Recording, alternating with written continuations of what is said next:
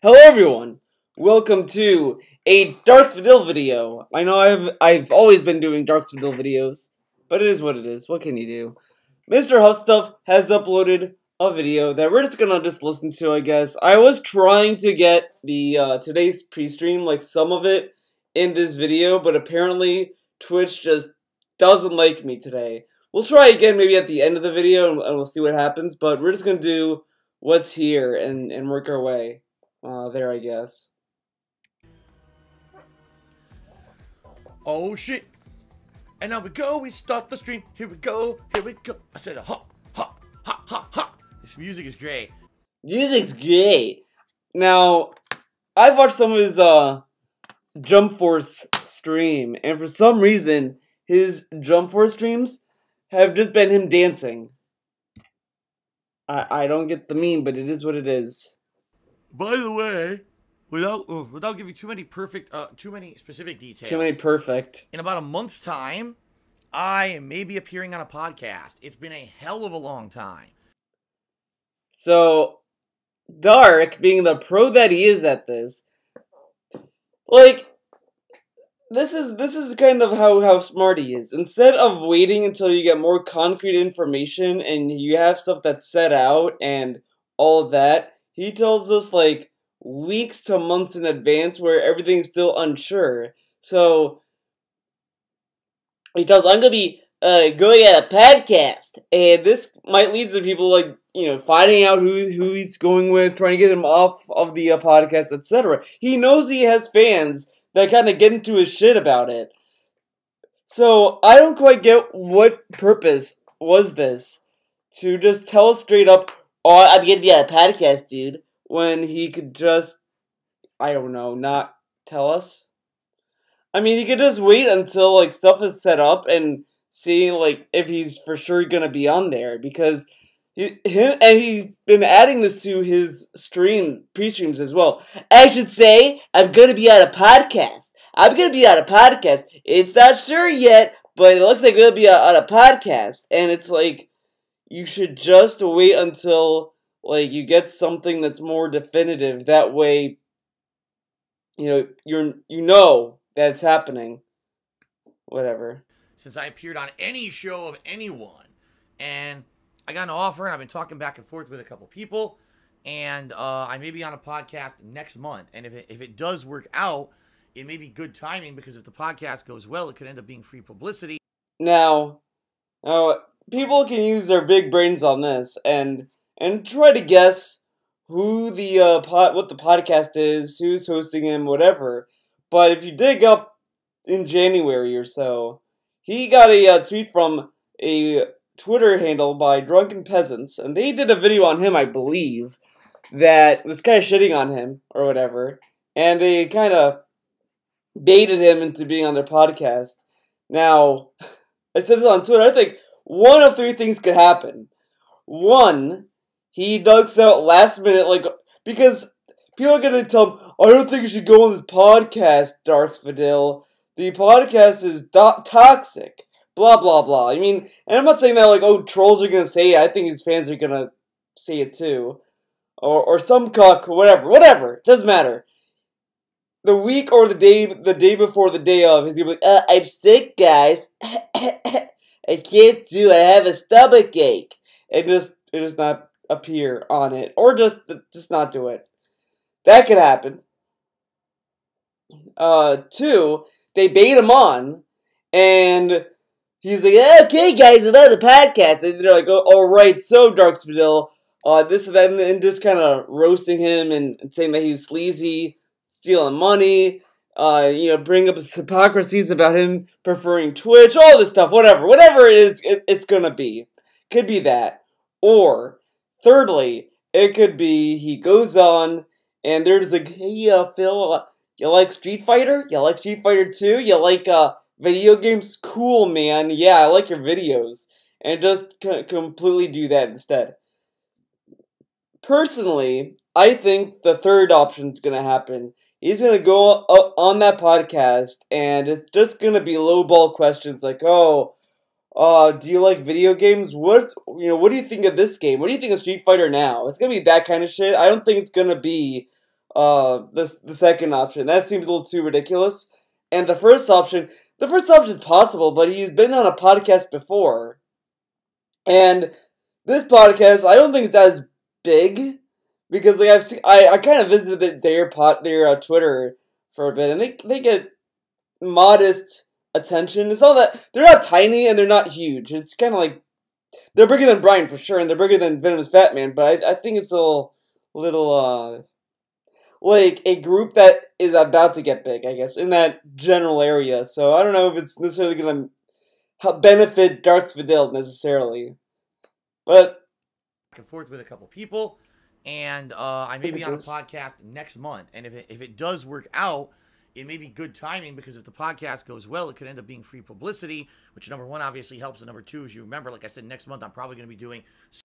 So I like how he tells us there's going to be free publicity. It's going to get people in the streams, like free publicity, and it's just like, what? Like, look at the eye movement. And if it does work out, it may be good timing because if the podcast goes well, it could end up being free publicity, which number one obviously helps, and number two, as you remember, like I said, next month I'm probably going to be doing some kind of a marathon. He like bugged his eyes out when he's talking about this stupid podcast.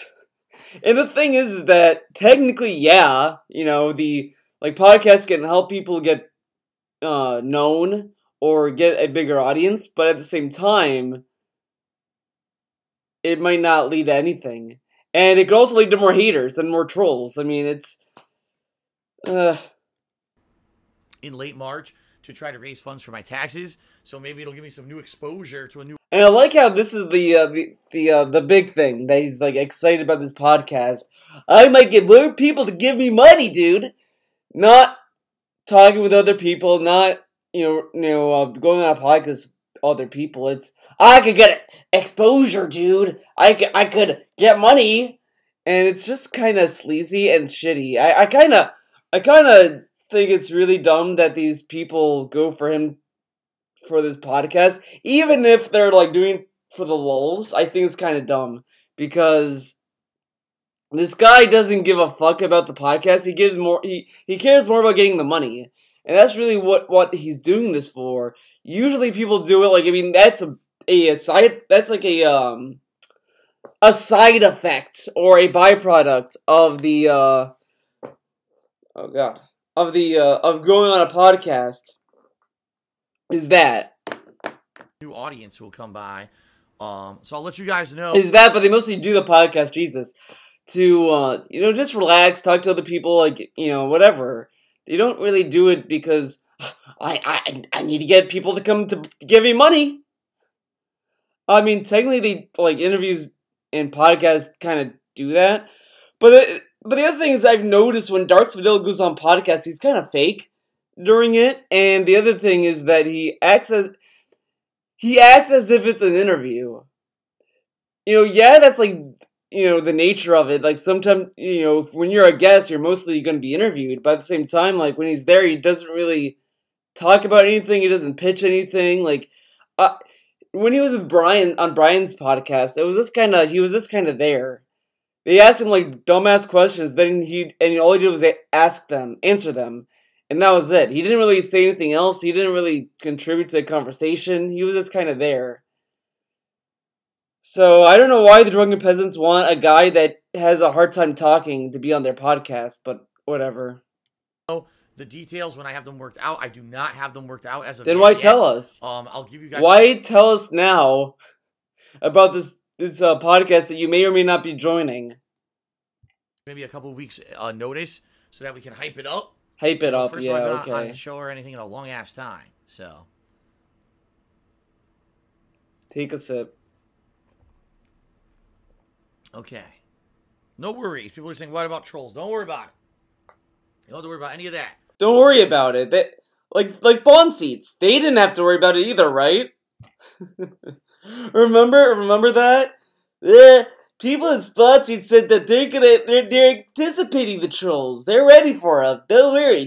The trolls cannot ruin this sponsorship. The sponsorship gets ruined. The business gets shut down. Now, technically, I mean, yeah, like, the trolls cannot, like, stop the podcast, I guess, but at the same time, like, the drunken peasants are pretty much trolls. And the thing is that every time he mentions, don't worry about the trolls ruin it for him. Remember, like, every time that there was, like, something going on, don't worry, the trolls are not gonna ruin it, don't worry. Later, the trolls ruined it! Oh my god, the trolls happened again. I cannot wait to see what happens with this podcast, because it's either gonna happen, and it's gonna be them being cucks about it, or it's gonna not happen, and it's gonna be the troll's fault, or he's sick. That's all behind the scenes stuff. That'll be handled. Don't worry about that shit. How is it gonna be handled? What does that mean? Are they gonna, like, not stream and they're gonna record it and then post it on YouTube? That's kind of putting their livelihood in danger, dude. Because according to Dark's Vidal, you can't make money on YouTube. You have to stream, and that's kind of hurting their business, dude. Don't worry, the trolls aren't gonna ruin it. All right, should be coming back, everyone. So you should be able to see the stream in a moment if you can't already. Apologies, my mic malfunction has nothing to do with the mic at all. It's the Windows. Windows is garbage. And Windows is garbage, has dude. Windows driver errors. And so that was the problem. Windows had a driver error and made my mic stop working completely. How fucking annoying. Why doesn't he update his drivers? Like, he says, like, I know how to mess with my setup, dude, but the drivers don't mess up your setup, though. The drivers are drivers. Usually operating systems might fuck shit up. Apparently PC never has operating systems that fuck shit up, but, I mean, it's...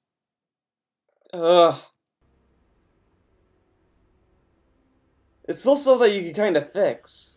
Yeah, my setup is pretty old. Like, everything I use is years old. I haven't updated anything in a while. Only because once you get a setup that consistently works, you're afraid to fuck with stuff. You know, I don't do anything. He's afraid to fuck with stuff. He gets so much money. None of the money goes into upgrading his hardware at all. And this is even talking even before the back taxes and the copyright strikes. He never updated his stuff. Ever. And when people mentioned it, I'm not a big streamer, dude. Come on. My PC, besides work stuff. I don't have the money, dude. I don't browse the internet, nothing. This PC over here is only used for streaming and work-related stuff, period. So, I can't get viruses, you know what I mean? Like, I can't You can't get viruses. Well, I mean, I guess that's kind of true. But aren't there, like, viruses that can affect computers just by them being connected to your internet? Like, can't someone, like, download a virus into your computer? I'm pretty sure I thought I heard something happen like that. Like you could just put a virus through the internet. I don't know. Fuck it. I'm an idiot. Computer. So I don't bother updating stuff on it because it fucking would just screw the computer up. But why? Every once in a while I'll get like a Why would it screw the computer up to upgrade your what? A driver error or something that'll fuck me over, and that's what happened right there, driver error. Oh shit! So this is great. In his little pre-stream today, I don't know where it is where he does it, but he kind of shat on streamers that were like, ugh, people were playing Subnautica, and when they saw, like, an explosion, like, they overact. I never do that. My reactions are genuine, dude. Once in a while, I'll get, like, a driver error or something that'll... Wait. And that's what happened right there. Wait a second. Science time, guys. Driver error. Oh shit!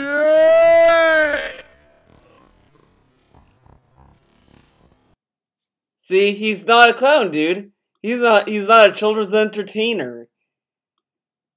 That doesn't look forced at all. Him just sitting there like a potato. Oh shit! Yeah, that's not a clown. Okay, then thank you, Tubar King, for 100-bit cheer.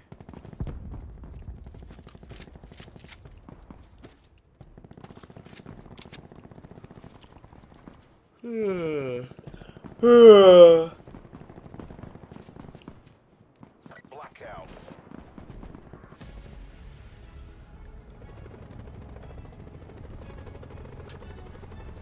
Alright, everyone, so I'm back. Sorry about that. My last match, my mic died on me. Thank you for an anonymous dollar tip. They said, do I still have my green screen? Could I do gaming news?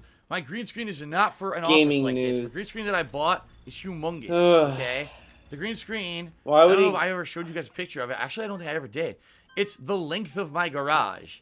Because what I wanted, the green screen that I bought is humongous, okay? Well, I guess this is the end of the green screen, I don't know if I ever showed you guys a picture of it. Actually, I don't think I ever did. I was really confused. It's the length of my garage. Because what I wanted to do was full green screen things where I could dance or, you know. Why would he want to do full screen green screen shit? Do things in the green screen for animations, for projects. I was going to use it for like... What kind of projects? He never did anything that required a green screen. Ever. Ever! Except doing, like, this kind of shit. Okay. Like, edited content. And... edited content. I did once do it. Remember, I did all those poses in 2015, and that's how people did the intro artwork and stuff for my streams and everything, right? They never use it anymore. What ended up happening was in 2015, I got all those false copyright strikes for all that stupid shit, and I basically never bothered with it again. Now, if you had a brain, like a huge brain, dude, this is like next level thinking. You would ask yourself, why can't Darts Fidel use the green screen for the pre-stream art? Like, use the fan art from Hermano Carl and just have himself, like, do this, like, if you want to cheer, sub, or, do this kind of shit, like, go like this. It could be perfect, You should just do that. But that's a little too much effort. I mean, that's kind of asking too much for Darts Fidel. He just wants to sit down and have fun with Chestnut. That's it. That's really all that's why he does this, dude. It's still, right now, it's still set up in my garage. The length of my garage, because I don't really have anywhere to put it. If I disassemble it, I guess I could throw it in a closet or something. Oh, he's able to go through the effort to disassemble it, but not to go through the effort to... But it's not a little screen that I could fit here. Plus, there's no room. There's literally... Here's the wall. That's the wall. There's no room behind my sofa here to put a green screen. If I did that, I would have to pull this love seat. There is no room to put a green screen. Dude, you cannot hang the piece of matte paper, whatever the fuck it is, over shit? Okay. Out, push this back, and now I'd be like right my face in the fucking TV. Does he think he needs to have like this much space for the green screen? Like, from my hallway wall to here, does he think he needs that much space for the fucking green screen? Come on. And then I have to sit like this in the TV. Because we never see, when Darks Fidel play games, he's never like this. Right? He never leans forward to the TV, right? So, sadly, my office is too small to really have like an effective green screen setup. If I did more stuff on my PC, of course, maybe PC. I could do it, but what I would need to do is set up lighting to face me. It would just be a mess. I'd have to completely redesign my office to try to get it to work. And maybe you should redesign your office. Sometimes people redesign their rooms and offices because they want to try shit out. Oh wait, his back! Fuck, I forgot about it. Shit, his back would explode. And then what would Kat do? I mean, I don't think Kat is able to take care of him. I mean, Kat can't even go to the grocery store by herself. She needs DSP to be with her at all times. She couldn't even get the mail by herself. I mean, and so, if something happens to Darks Fidel, he's pretty much dead. Kat can only cook, apparently, and go to work. She cannot do anything else. She needs Darks Fidel with her everywhere she goes, except for work and being in the kitchen. Obviously. There's no benefit to doing it. You guys don't mind seeing the shit behind me. I like how he speaks for his fans. You don't mind seeing the stuff behind me. Yeah, you don't mind seeing a paddle sometimes behind me. You don't mind seeing this. You don't mind seeing me. You don't mind seeing this square thing. You don't see these weird popping fucking images on the side of the screen. You don't mind that because I don't mind it. You don't mind it.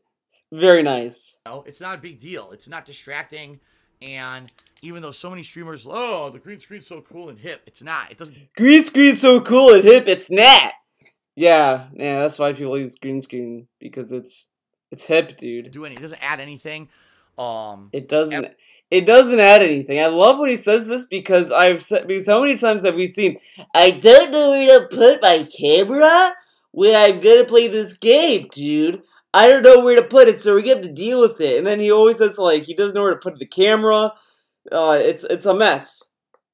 And I made a forum post years ago telling him politely, by the way. I wasn't being mean. I literally was not being mean to him. I literally was like talking to him like a baby. Not like that obvious, but I was like, okay, DSP, you should use the green screen because you won't have to worry about where to put the face cam when you need to use it. You can just kind of have it there. You don't really need to worry about that. You can fold the mat over. You fold it and hang it up. You don't really need anything else. Blah, blah, blah. And the post got deleted and I got banned. Figure that one out. At all. That's why I have this cool overlay. It's fine. It doesn't distract or nothing. So the overlay doesn't distract. Yeah, having this bright lights that like flicker, not distracting at all. Let's see here. So Swaggins cheered. He says, "I'm here to say fuck this game. I'd rather easily slam my head into a concrete wall than watch this game." All right. I like that Swaggins has been negative about every single game DSP has been playing. And he never cheered it, or that. Well, thank you, Swaggins, for that positivity. Definitely appreciate it. Something we really needed on a stream. Thanks very much, Swaggins. This game, I'd rather repeatedly slam my head into a concrete wall than watch this game. All right, well, I like how DSP doesn't like read them like, yeah.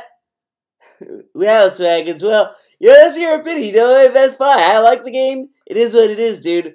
Instead, he responds to him like this. Thank you, Swaggins, for that positivity. Definitely appreciate it. Something we really needed on a stream. Like he makes it sound as if like someone came into his stream and said, "Oh, my life is ruined. I lost a job." No, it's like DSP was like, "Guys, I'm losing the house, okay? And Cat left me. Everything's going wrong. I don't know, some of the mods ran away. I don't know, man." And then Swaggins cheers with this, and then he reads it, "Wow, thanks for the positivity," But instead, he's talking about fucking Jump Force, a video game. And he acts like this. Thanks very much, Swaggins. Maybe you should keep those thoughts to yourself. Keep those thoughts to yourself. But how many games have we heard him say, like, fuck this game, this game's stupid. If you like this game, wow, you're a fucking idiot. How can you say this is fair? He said that people who like Street Fighter 5 are stupid. And they're idiots for liking the game. And shit. He went to Arturo's fucking stream, shat on Marvel vs. Capcom Infinite, and act surprised when people were upset about it. But how dare Swaggins for doing that? Fuck you, Swaggins. Piece of shit. Saying. It doesn't really help. Shut up. Shit all over the Swaggins, just shut up, mod, and stay quiet. Never talk. Because that's what I've noticed with DSP. I think DSP would be so much happier if Swaggins never talked. Because, remember when Swaggins tried to be a comedian? He tried to be a comedian, he made jokes, and all this stuff, and DSP kept getting, like, annoyed every time he read a joke. Like, oh my god, stop fucking, oh my god, Swaggins, stop it. Stop trying to derail the stream. He fucking shit on Swaggins all the time. And it is great that Swaggins is still a mod there, because that just shows how whipped he is. And then DSP shits on him during Resident Evil 2, and Swaggins is still there, and Swaggins is like, I like DSP, man, I know this, I'll tell you, it was pretty understandable, man. And then gets shut on again. Yeah, Swaggins, shut up, don't ever talk in chat ever again. game, just saying. Just saying. Sound good? Okay. Real talk, play Apex. Did a 75-bit cheer and said, Swaggins is just a negative Nancy, laughing my ass off. Yeah, well, listen. Swaggins is always a negative Nancy, though. The only game I've been around seeing him defend was, what was it? Oh yeah, Shadow of the Tomb Raider. That's the only game I've ever seen Swaggins, like, light up. Like, he got, like, really annoyed with DSP about, like, it's a good game, DSP. How dare you slam it. And then, he also defended Resident Evil 2 in some ways, but he defended some games, but shits on a lot of them. I understand. But the thing is that I don't what I don't get is how can DSP be upset at Swaggins for saying he doesn't like the game? Everyone on Twitter hates the game, and he's like, oh, well, Swaggins, just shut up and deal with it. But he goes on stream, everyone's saying this game is bad, so I'm gonna skip it. Okay. You don't like a game. I get that. I do. But some people just don't have the ability to to basically not shit all over stuff. It's like, listen, I admit the game isn't the best game, but I've had a fun time playing it because it's hilarious to see the plastic-looking characters, to see what kind of plot they're piecing together. But honestly, I kind of think that Swaggins probably hates the game because the game's not entertaining and DSP's not entertaining. I know it's a weird thing, but Swaggins is a very weird person. He loves ASMR streamers and titty streamers, but gives money to Darks Vidal. I mean, technically Darks Vidal is a titty streamer, so I can kind of see why Swaggins got confused and gave him money. He probably got confused, that's probably what it is. But he's a straight male. To see the dream matches and these characters facing off has been pretty neat. The loading times kill it, though, in my opinion. It's the loading times that actually make it terrible. But, you know, Swaggins, I hear you. You don't like the game, great. But crapping all over it doesn't necessarily make it, you know, better. You know what I mean? Swaggins just cheered again. He said, my hate for this game is equivalent to your hate for Fortnite. Fucking Swaggins, you picked the wrong game because, like, he picks Fortnite. I mean, technically it's true he hates the game, but, I mean, that is like a ninja game. DSP is afraid to touch that nest. After the Muppet comment, he's scared. He's scared of talking about Fortnite at all. Like, he talks about it here and there in different ways. He finds unique ways to shit on it, but he's not gonna outright say he hates it. You should have found a game you hated. Swaggins, you can't do anything right. What the fuck? I don't hate Fortnite. I never said I did. Remember, I played Fortnite when it was a new free-to-play game. I played it again, and then I played it a third time. I actually played 3 separate times over a 6-month period. You know, the second half of 2017. I even won a match. And I said, I don't hate the game. I just don't like the mechanics. The gunplay is RNG, you know, which is stupid in my opinion. I mean, that's really dumb that the gunplay is not consistent. The building mechanics are dumb. They are... The gunplay is not consistent, but most Blackout streams are random because of where things spawn. That's not consistent. He likes that game when that's random, but okay. Superfluous to anything that has to do with skill in a shooting game. They basically add nothing, and they just overcomplicate the game to the point where it becomes a build fest and stupid gimmicks. So it takes no skill to use building to help you win a match. Fast rather than a serious shooter. And then, of course, it became virally popular with children because of the cartoony graphics, and it was free. And then we go back to the meme. Children love cartoony graphics. A fucking boomer, man. Like, oh yeah, kids are dumb. They love cartoons. Come on. I mean, they like cartoons, but I don't think that they are not capable of loving things that are not just cartoons, but whatever. So now I have no desire to ever play But I like he says this during a pre-stream that was right before Jump Force. He's like, oh, the kids love it because it's cartoons while he plays a fucking anime game. Oh wait, anime's for adults. Whoops. Yeah. But I don't hate the game. I just don't think it's a very good game. I mean, anime is anime. I mean, it could be for anyone. But I mean, the certain anime that he's playing is like mostly for kids. Naruto, Dragon Ball Z. I mean, I think the only like mature ones that are in that game are like Fist of the North Star characters, from what I know. And what was the other one? Death Note, but I mean, whatever. Okay. Just saying. And that's my opinion. I have a right to it, but I'm not going to sit here and keep shitting on Fortnite constantly. I'm not going to. That's stupid. But he does shit on it constantly when someone brings it up. You know, I'll play what I like. I like Blackout. You know, right now Apex Legends is pretty good. I'll play what I like, and if I don't like something, I'll skip it, which is why I didn't play Fortnite for a year. You know what I mean? Despite it being the most virally popular game on Twitch, which is not anymore, but since it was, and I don't care about it, so I didn't play it, and I was fine. Okay? So there you go. There you go. Real Talk Play Apex cheered again and said Swaggins' negativity is strong. Apparently it is. Okay. Apparently it is. Dude, it got you to fucking shit on Swaggins, dude. Come on. Real Talk Play Apex cheered. He says that's like you're going on Ninja stream just to shit on Fortnite. Oh, fucking Apex. That's correct. That's absolutely correct. There's a difference. Apparently it is. Okay. Real Talk Play Apex cheered. He says that's like you're going on Ninja stream just to shit on Fortnite. That's like going to... Dude, Ninja streams other games, I bet.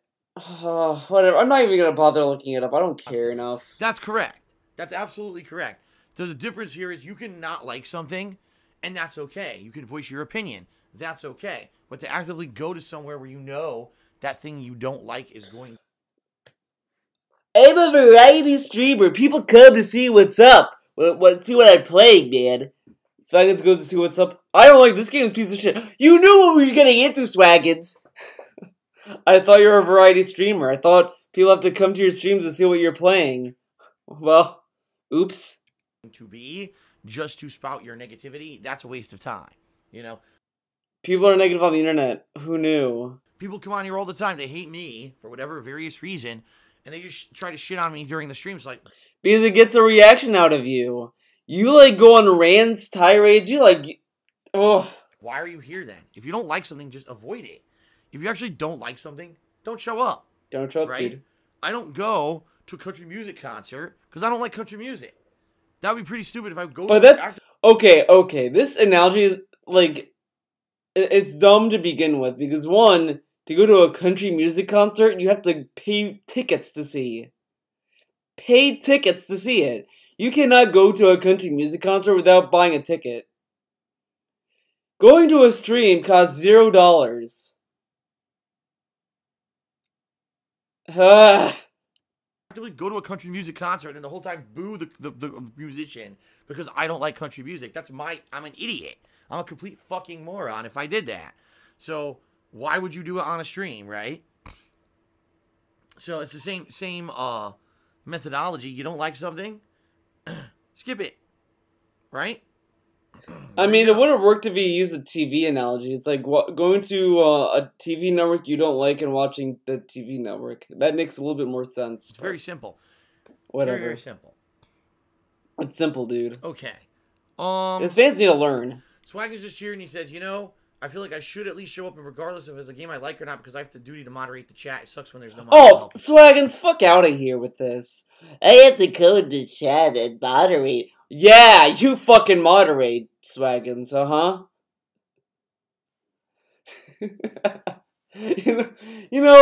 DSP's mods are very special, and I'm gonna and here's why. So when Swaggins started being a mod, I think it started with him being like kind of on point with mod. I think he was kind of overzealous at times. And then when people made it a meme that Swaggins bans everyone, he then he steps it back too far back to the point where he doesn't ban anyone at all anymore. Like, but that's like, you know what? No, it's not. That's not fair. It's not just Swaggins. Every single mod that he has modded, tries hard for like the first week, and then they just kind of don't bother. And I think a lot of it has to do with how many people DSP unbans. Because I think DSP unbans the troll cheers. Like, this is what I think. Like, I'm gonna use Kuzatov as an example and shit. He says something trolling, you know, whatever. Someone bans him rightfully. And then DSP's like, hey man, I banned him. Give him another chance, man. And then Kuzatov sends more quarters. A mod bans him. DSP unbans him because he wants to give him another chance. So I think a lot of the mods just give up because of how lenient DSP is with the bans.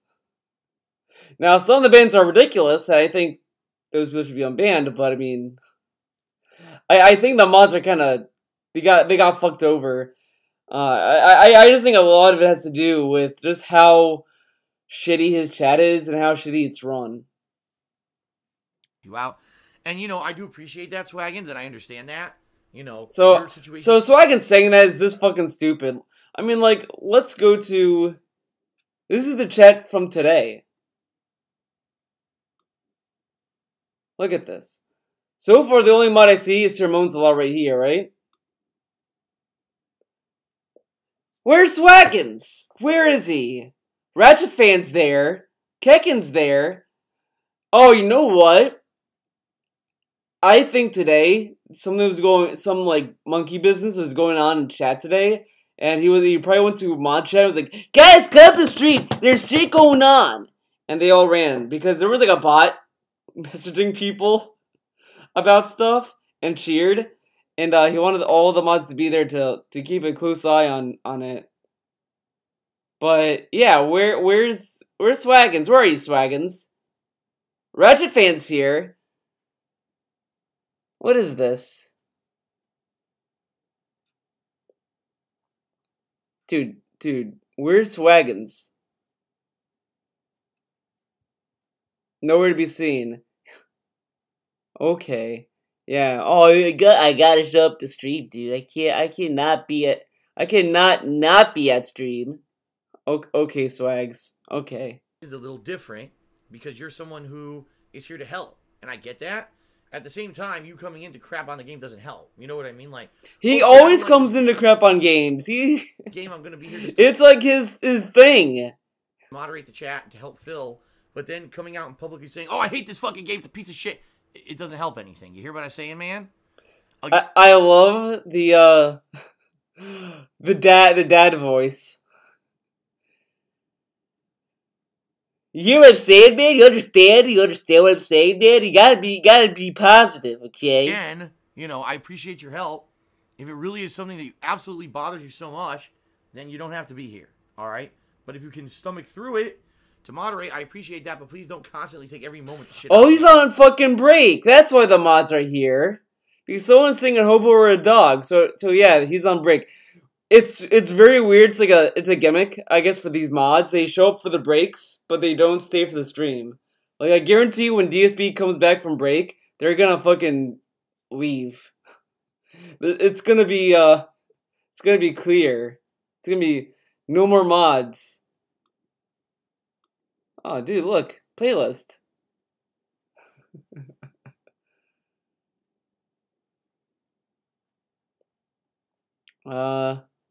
Got thugs on the floor. I say yeah, then I say yeah, and it's a song cause you bought it, yeah. Now I'm rich and I didn't do shit. God, that sounded awful. Alright. Alright, now Swaggins getting some love from the stream chat. So people are saying, you know, shout out to Swaggins. Praise be Swaggins for coming in and helping out when he doesn't like the game. So there you go, Swaggins. Your Eid. Oh my god. It makes it sound like Swaggins like special needs, and they're like, it's like you know, you go to a daycare and one of the kids in the daycare was crying all day, like, oh my god, whatever, all day, and then you know, you try to cheer up the little baby, like, oh, okay, here's a pen, and they get really happy, and like, see, he has a pen now, dude. Oh man, look at how cool he is. Like, you know how like it's that fake positivity shit. Oh, his chat is literally a daycare. And he wonders why It's like he has to be the adult in the group. Is appreciated, even if you don't like the game. Okay. All right. And by the way, shout out to Mr. Sad Music, who, if this Mr. goes Sad through, I'll Music. check in a few minutes. He said that he wanted me to have the Founders Pack in Apex Legends for the next time I played. For those who don't know, basically it's a pack of like different skins. You get a couple weapon skins, you get a couple character skins, and you get 2,000. Great use of money. Now the catch here though is that he might get more money out of that dollar, like more value out of it than the dumbass who gave DSP like 2 seasons of Street Fighter V. He only played like 3 characters in that entire game. He played as Abigail, Sagat, he played Akuma. Abigail, Sagat, Akuma. And G. Almost forgot about G. That was it. That's all he played. And the guy bought him 2 seasons. He didn't try Colleen. He didn't try Cody. He didn't try Blanca. He didn't try not Kage, because he didn't have Kage at the time, but there was someone else that I think he didn't try. I mean, Minot. He didn't try Minot, Zeku, etc. He never learned them or tried them. But the guy bought him all these seasons and got nothing. That guy spent his money very well. I bet he's very happy. Of the in-game credits to buy stuff with in the game. And I'm not putting any money into Apex Legends. I have no money to put into it. Although I like the game and I play it at least, once a week. So he said he wanted to donate the Founders Pack, and I believe he just did. So if he did, great. It means when we play Apex Legends next week, I'll be messing around with some extra stuff. Maybe go take a look at the store. Why not just give him the shout out when you get the thing for real? Like, he does this all the time. And see what's available in the store to buy with the credits and stuff. Okay? So we'll see. I want to see something. Did, I don't think... Yeah, I don't think he got it. Killing the business... Yeah, I don't think... Yeah, never mind. There was, like, a pre-stream he did. I don't remember what day it was. But, he, like, went out of his way to mention... Oh, so tried to contact me behind the scenes, and it didn't work. And I was just sitting there, and I was like, I thought you didn't take stuff behind the scenes again. And it's like, wow. There's something I do want to check out. Hello, everyone. Hello, everyone. There is one thing I wanna check. All right, everyone, welcome back to Subnautica. Playing downstairs. There was another path. Let me go look down there quick. I don't remember where it is, though. If I can't find it, I can't find it. Water. 100 meters.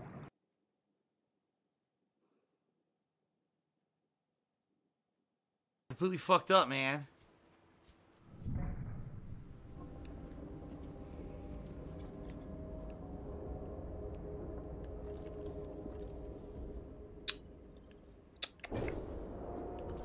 A bulbo tree.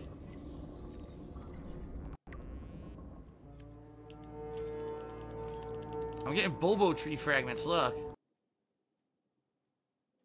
Where is it? I don't think I'll be able to find it.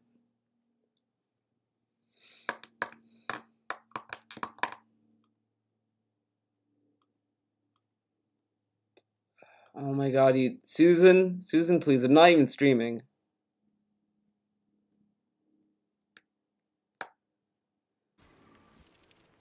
A cave crawler. You little fuckhead.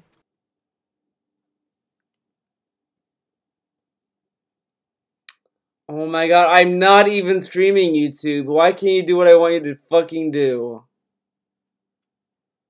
Problem, yeah. So I had 15, so let's see. 20, 22, 27. We're at $37 in tips today. Nice, thank you guys. And Xbox One is garbage. Is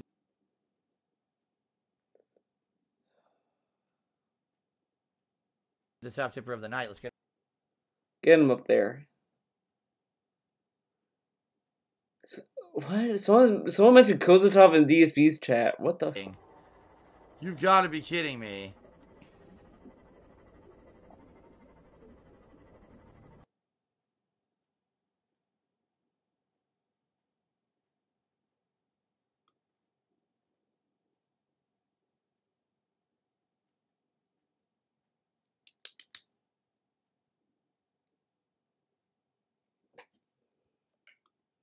Oh, okay, never mind.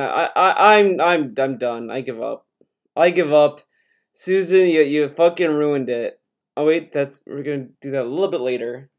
I wanted to catch this part. I missed it on my first watch, and I'm probably gonna regret it now since I have to like fucking go back to this since Susan's being a bitch today. Rather than just to play through the campaign again, it probably would have got a much higher score if it maybe had something more, like a little bit of online play or online play. See, okay, so this is the Bayonetta review, Bayonetta 1, and he's like, if only there was online play, dude. And this was like I think during a period in game during oh my god, during a period of games where people were like, oh, this game doesn't multiplayer. No, I want multiplayer, this and that, blah, blah, blah. You know that big, like, boom of people wanting to just throw multiplayer in just for the sake of it? And I think a lot of reviewers kept, docking points for games because it didn't have multiplayer, which is I mean, it depends on the game. But what kind of multiplayer would you expect in a game like Bayonetta? Now we're gonna ignore Bayonetta 2 because that does have multiplayer, but let's ignore that. Let's pretend Bayonetta 2 never happened. And all you knew was hack and slashes, like Bayonetta, Devil May Cry. What kind of multiplayer would you think of? I mean, you could think of co-op, sure. I mean, that could be a thought, but like, mostly you would expect a hack and slash like Bayonetta to have single player. other reason to play the game back. I mean, the only like online I could see would be leaderboards, like trying to get a better score. I could see that. Just to play through the campaign again, it probably would have got a much higher score. But I gotta be honest with you, I'm gonna give it a 7.7. 7.75 because it didn't have multiplayer. Ugh.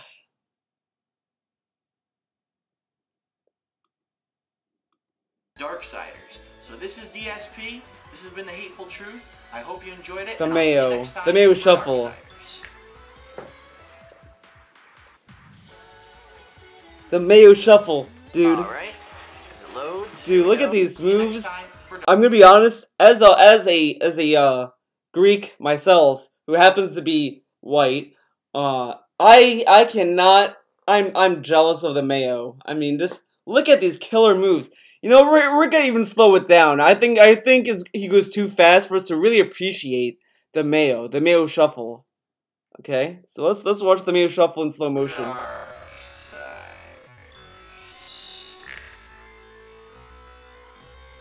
Oh, oh my god. It looks very rapey.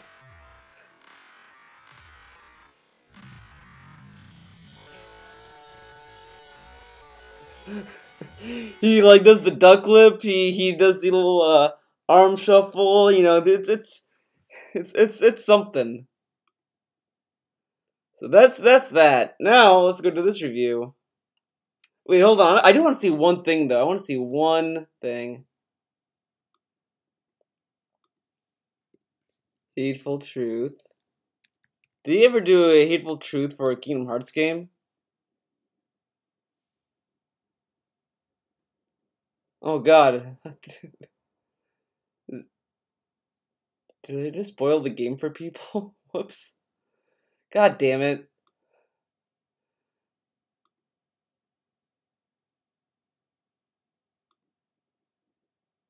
What? Oh god.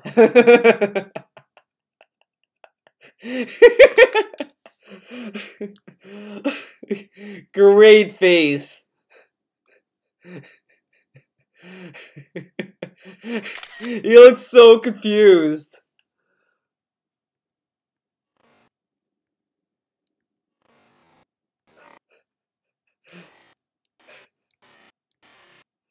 Dude, slow motion Dark Vidal is best.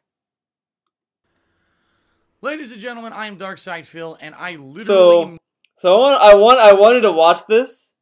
Oh, that's a good face too, god damn it. I wanted to do this video because DSP does not do negative reviews. That's clickbait. He's very positive. He doesn't do negative reviews. He doesn't do reviews for clickbait or anything. I mean, look at that face. Does this look like a guy that's doing a video for negative views or clickbait? No. No. Look at the title. Who is the game for? Kingdom Hearts 3 Honest Review. No comments because it's just so honest. What the fuck? Korra? What? Waterbending is overrated and the strongest element. People think waterbending is... Oh no, it's overpowered. I thought it was overhyped. Fuck waterbending, TBH. Airbending and firebending are where it's at.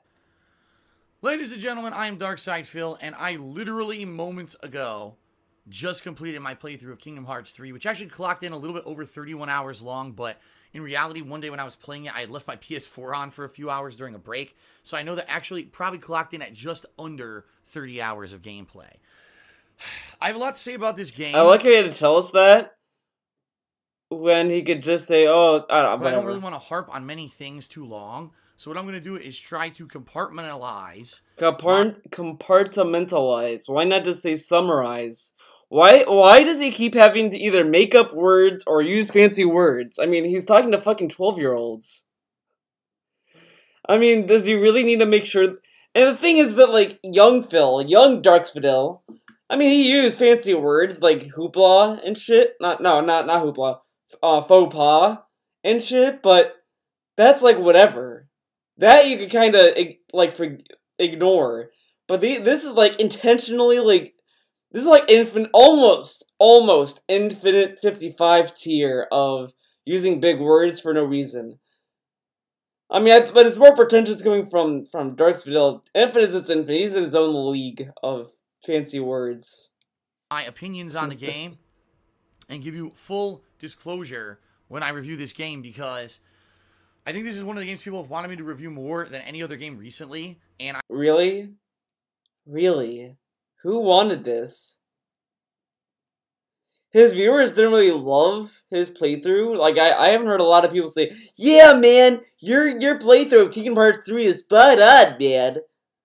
And the only people that, like, agreed with his review were, like, yes men. Yes men. And people who didn't understand why he shouldn't review the game. I haven't done reviews for, like, a year, so I'm actually going out of my comfort zone to kind of do this. At the same time... A comfort zone. He can't do reviews because it's not in his comfort zone? He brags about being a good reviewer. I feel like I should talk publicly about this game because I'm someone who did not grow up with the Kingdom Hearts games. I did not play them when they were new releases. I actually only played Kingdom Hearts 1 and 2 when they were in the HD collections for PlayStation 3 last console generation. Admittedly, I wasn't... By the way, I'm still looking at today's stream chat of from Darksvidal, and I just had this thought. I wonder what he types more in his chat. Like, someone, like, if they really want to dive into, to everything, I really would like to know, what's the most kind of chat post he does? I would wager that he mostly does the exclamation mark sub count command the most. I think that's all he does in chat. I mean, he talks at the beginning of stream sometimes, but mostly I think like 90% is exclamation mark sub count, I think. Very good at those games. At the same time, though, I enjoyed playing them because I was like, wow, it's an integration of cool Disney... Now, I also want to bring this up as well. DSP has been shitting on reviewers, and you know what? I'm thinking about this more and more, and I don't think a lot of people give him enough shit for this, because this literally contradicts his philosophy of reviewing. One of the major things he tells us, when I review games, I compare it to the other installments of the games, and I look at all this stuff and all this other shit. He never did a review of the other games. He never played the other games in the franchise. So this review is literally contradicting his own philosophy, something that he claims he doesn't do. Okay. Worlds and kingdoms into an action-based RPG, and even though I do think that there were things in the games that were flawed, I actually really enjoyed playing the games. Now, I guarantee what he would say is, well, I bet you did the review about the other game, so I did compare to the other game. But, like, it's still not really a review. And he didn't play the other games either. And he said, well, I should have to play the other games to get the game. But then, with that logic, anyone that reviews, like, let's say someone reviews Batman Arkham Knight, they could just say the same flimsy excuse, I shouldn't have to play the other Arkham games to get Arkham Knight. Whoops. However, as I played Kingdom Hearts 1 and 2, as kind of these kind of retro throwback playthroughs of a game I never played before, people always ask me, are you going to go and play the 100 spin-off games? Are you going to play 100 spin-offs, okay. By Sleep, Chain of Memories, sure. Herpa Dream Drop Distance, if that's even one of them, I don't even think it is. There was a mobile game spin-off. Like, there were literally, I think, 5 major, like, spin-off games to play in this Kingdom Hearts series in order to understand the full plot line of Kingdom Hearts 3. Now, when we started hearing that A Dream Drop Distance is one, wow, I actually got it right. Even though I never played it, I actually got it right. Whoa, man. So when we got all this word that Kingdom Hearts 3 was going to be coming out in 2019, actually it was supposed to come out last year, but then we finally got a final release date for 2019, everyone asked me, am I playing it? And I was like, yeah, I'll play it, sure. I played the first 2 and liked them, even though I didn't necessarily 100% understand it. I liked them. But then people were like, uh-oh, final release date for 2019. Everyone asked me, am I playing it? And I was like, yeah, I'll play it, sure. I played the first 2 and liked them, even though I didn't necessarily 100% understand it.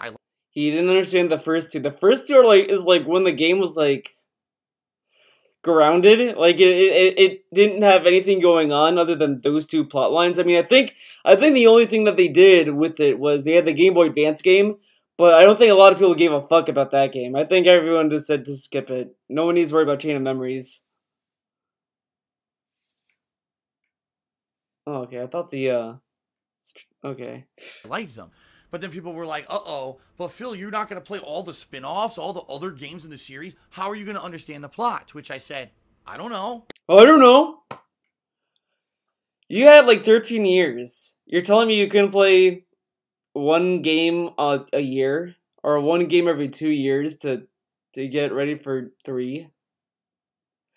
But the other thing to me, honestly, like, if you're, like, for me, for example, myself, Theo the Greek, I am playing Kingdom Hearts 3. Never played the other games. I only saw 1 to completion. I know 1 story pretty well from what I remember. I remember Riku betrayed Sora, then Riku became Ansem, and you fight Ansem, then Riku's like, nah, man, it's all good, and shit like that, whatever. I remember, for the most part, that shit. And 2, I saw the beginning of, then I just kind of fell off. I don't know what happened. But I'm at a point where it's like the story so far collection that they had on Amazon's like $100, which is like, I'm not gonna spend $100 for this. I'm sorry. I could just buy the I'm leaning on buying like the 1.8 and the 2.8 thing. That shit, whatever the fuck it is. I might just buy those individually. But at the most, like, if I just don't really feel like it by the end of 3, I might just watch the game, like, cutscenes on YouTube, because, you know, they're there. And DSP could have done that. He could have just told himself this is like watching a movie. Like, I don't know why he just could not, like, take time to watch, like, 2 hours of the cutscenes, because I think, like, the cutscenes on YouTube are, like, 13 hours completely, like, from beginning to end. And what he could have done was, instead of watching, like, wrestling on Netflix, he could just watch that. Now, of course, he might say, well, that would be stupid and blah, blah, blah, but, I mean,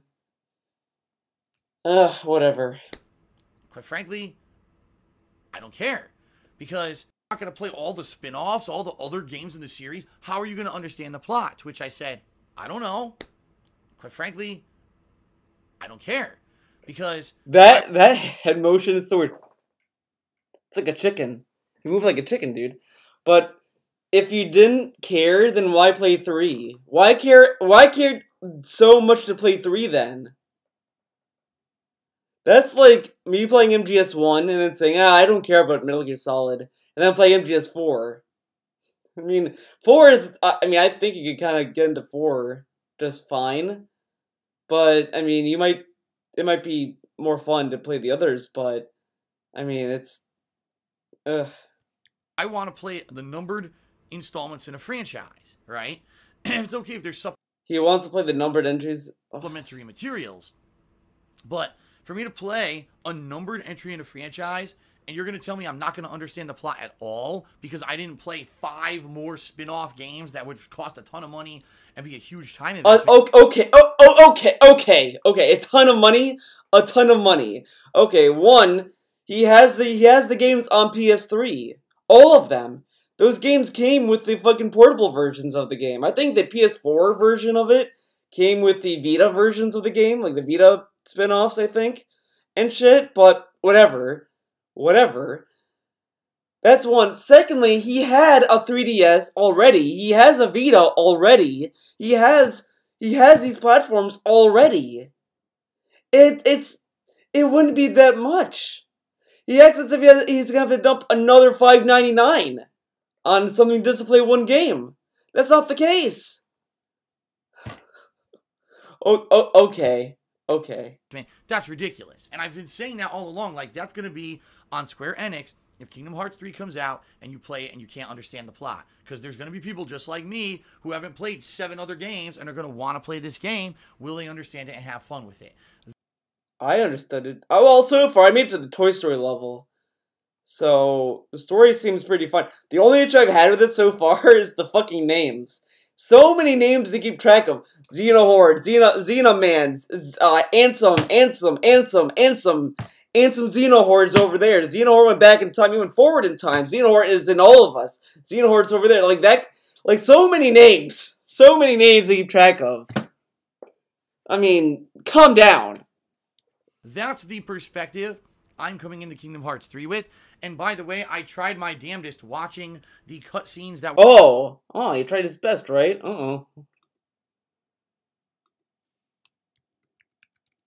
Let's take a look at his effort of trying to watch and enjoy the Kingdom Hearts 3 intro. Oh wait, no, this is the intro. Oh fuck. All right, everybody, I'm back. She has no memory. Oh, okay. Let us Okay. The cool Kingdom Hearts... He did this to us. What am I looking at now? Fucking Ben Kingsley's back. There he is. And tears them apart. Okay, here we go. The door is open, Sora. Now we can go to the outside world. Does Darksville remember this? I remember this. I actually do remember that cutscene pretty well. And some of the Sora wakes up in cutscenes. an unknown world, and before long he meets 2 courageous companions, a magician named Donald and a knight named Goofy. Oh, is that what they are? Hey, why don't you come with us? We can go to other worlds on our vessel. A magician named Donald who never fucking heals his They party embark because he's a on an piece of adventure shit. and Hits a meme. Look at him like watch the cutscenes, dude. He's really learning the story. Little different. Where are you from? Oh, the worst level right there. Fuck that level. New friends and numerous musical numbers. The key. This world will be plunged into darkness. After coming this far, there's no way we're gonna let that happen. Yeah, so shove it, you Just piece of as shit. Sora is starting to He's grasp really the power of the really keyblade, paying attention, dude. Look at that. Look at that chat. Paying he's face to attention. face with his friend Riku. Yep, this is one of the showdowns of the first game, I remember. One of the showdowns, dude. He remembers. Handsome. The Seeker of Darkness. Hey, that's your man. Then they go to Kingdom Hearts 2, I guess, Or are they gonna do all the supplementary shit now? Maybe they'll do the supplementary shit. Maybe. We love. Our only true connection to them. The other side of the door. Who's here? Sora is determined to Looking press back on at chat, for his Strogan's beard, friend, is there any shoutouts to do? but as he make him their puppet. Huh. Unaware Nice, that nice the events flower of his petals. past, I forget, it's just he get is being amnesia. tricked Hold by up. Marluxia and a mysterious organization who are trying to make him their puppet. Huh.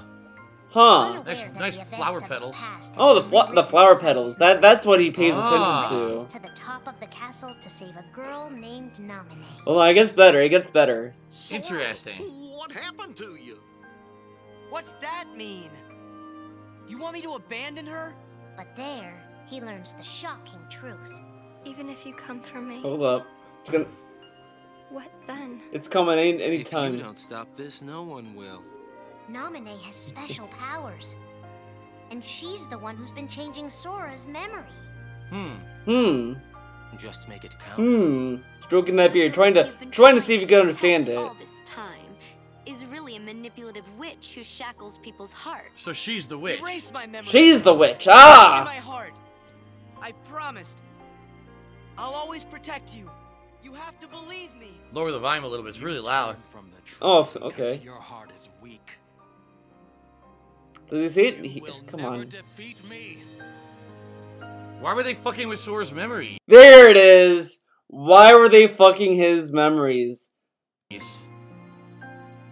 I guess never. he beat him. This would be Sora's first I guess he beat him. The game had to tell him that. The game would have to tell him that, dude. I wonder what. So why did they fuck with his minds? People are saying that was chain of memories. Why did they fuck with his mind? They literally told you in the cutscene. They make them their puppet. He paid attention, all right. Because that scene, like they said that, and he's like, "Oh, nice flower petals." Clearly, he paid attention, dude. Were included. There's like 3 to 5 major recap FMVs, full motion videos, To at the explain beginning of the game, the FMVs. summaries, to try to understand the plot. I did watch them, and quite frankly, they did help me. Like, I yeah. learned things about Birth by Sleep and Chain of Memories that I would never have known. Like, why are there 3 characters that look the same? They all look like Sora, but some have blonde hair and Sora has brown hair. Who are these characters? Who are the 3 trainees who were trained by the master Keyblade guy who fights? Who's the kind of the antithesis of Xehanort, the big baddie, brown hair? Who are these characters? Who are the 3 trainees who were trained by the master Keyblade guy who fights? Who's the kind of the antithesis of Xehanort, the big baddie? Antithesis of Xehanort? Count it up, and then just throw words in there. It'll work out. Okay. Who is Xehanort? Why are there 700 Xehanorts in the game? And I would have never understood any of that if I didn't watch the intro cutscene. So I'm glad I did, alright? So if you are going to play this game from a perspective of someone who doesn't know all the lore, I definitely recommend you watch those intro cutscenes. At the same time, they are not going to explain everything, and you're just going to be half the time kind of scratching your chin saying, I don't really know what's happening right now, because the game does not do a very good job of explaining everything from all the other games at all. Maybe because... It just assumes you've played them all, okay? Yeah, fuck And you, so, Square, making a game for at its fans. core face value, Terrible. Kingdom Hearts 3 is a game that is fan service to those who have played all the other Kingdom Hearts games. It's fan service to give fans a third game. Okay. I'm not saying by any means it's not a game that you cannot play if you haven't played them all. It's absolutely 100% accessible and fully playable Accessible. if you haven't played a Kingdom Hearts game ever before. The problem is you will have no fucking clue what's going on in this game. Your mind will be melting out of your ears. Characters are coming out of left and right. You don't know who they are. They have nothing to do with the characters you're controlling. There's cutscenes upon cutscenes upon cutscenes upon cutscenes, and you'll be like, what the hell is going on, man? So... I really feel the reason they made this game was because they wanted to have a culmination game for those who were huge fans. A culmination game. Dude, like, they were developing a story, like, inevitably, all of these plotlines were gonna intersect. Because if they don't ever plan to intersect these plotlines at all, like, if they never meet to have a conflict, then your story fucking fails. Not fails, but, like, it's just... you have it just opens plot holes at that point when you don't answer a fucking plot. I mean, some plots can be interpreted, by the viewer and shit, but it's just like you could have at least an expectation that these lines are gonna, combine. Not necessarily to advance the series or even to introduce the series to a new audience, which, by the way, doesn't really make sense when Wait, what? culmination game for those who are huge fans of the series, not necessarily to advance the series or even to introduce the series to. It doesn't advance the series? Now, I kind of was spoiled of the end, but I'm gonna not say what I think I heard, but I mean, I think by the end, the story did advance. Whatever. To a new audience, which, by the way, doesn't really make sense when you play the game. And the reason I say that is because of course. Let's introduce newcomers by them playing the third game of the series. It's like, oh, hey, you want to watch Star Wars? Okay, we're gonna watch Return of the Jedi first. Okay, that's what I'm gonna introduce you to. Then we're gonna watch the others. But let's watch Return of the Jedi first. Okay. Game is the easiest game in the Kingdom Hearts franchise, at least the numbered entries. Kingdom Hearts 1 and 2 are way more challenging than this game. Now, how does he know this? Because, I mean, it's been like a while since he played those two games. How does he know those were also easy? They require you to learn things like timed dodges, blocking, and counterattacks. You don't ever need to use those in Kingdom Hearts 3. Now, I feel like you don't need to use those in those games either. I don't know. Full clarification. I played it on the standard difficulty. Standard difficulty is meant to be the default gaming experience that the game developer expects you to pick and play when you play any video game. Yes, this game has a proud mode, which is the default experience. Not all the time. Like Halo 3 wanted you to play on heroic for the definitive experience. Some games play better on different difficulty settings. Sometimes difficulty settings get fucked up. Like Devil May Cry 3 got fucked up in the localization when I went to North America. They kind of did something to it that changed the difficulty settings in that version. Resident Evil 1 had a weird difficulty setting as well. I mean, all this stuff happens all the time. Whatever. Considered hard mode. From hardcore fans of Kingdom Hearts, I've been told proud mode also is pretty easy. Especially if you're a longtime fan, you've played all the games, it's going to be easy for you anyway. So in general, there seems to be a consensus among people who play this game. It's too easy, all right? But on standard mode, this game is piss fucking easy. Ladies and gentlemen, I've only played Kingdom Hearts 1 and 2. I only died once through the entire fucking game. I didn't die at all to the final bosses. The whole final ending of the game. What did him playing 1 and 2 have to do with that? Gauntlets of bosses and the like. I didn't die once. I mean... Oh, wow, dude. And I'm not very good at these games at all. It's not like... I'm not good at these games! He made a tweet, like, a month before Kingdom Hearts 3 came out. Guys, it's getting really hard to say that I'm getting bad at video games. I'm getting pretty good. Now he's back to, I'm bad at video games, dude! Phil was a master. He was dodging and parrying, healing perfectly. I wasn't. I was kind of flubbing my way through it. I mean, that's a testament. I mean, the game is pretty easy, but I mean... easy the game is, alright?